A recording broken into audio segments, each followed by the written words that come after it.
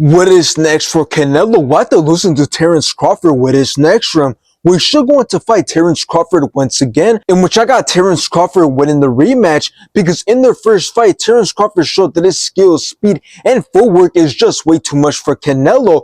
Canelo is just too slow and too flat-footed. The only way Canelo wins this fight is if he catches Terence Crawford and knocks him out, which is not possible as we have seen in their first fight. Now, another potential fight for Canelo is a fight against Hamza Shiraz, in which I got Canelo winning this fight, and this is going to be an easy fight for Canelo since Canelo has way more skill, power, and experience.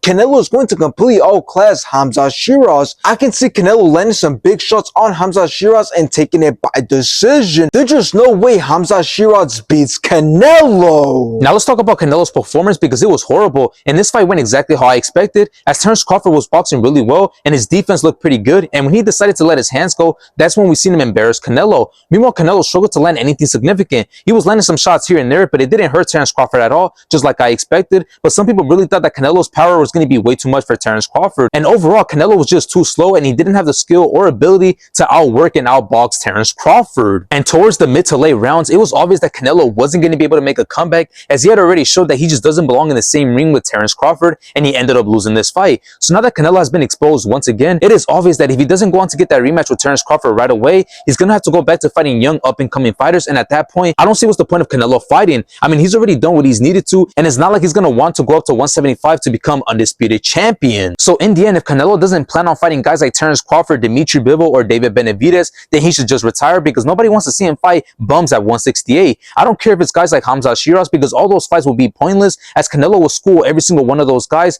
proving that they don't have the skill and experience to compete with him. Okay. Do you generally like or dislike your opponents? Generally, I don't give a fuck.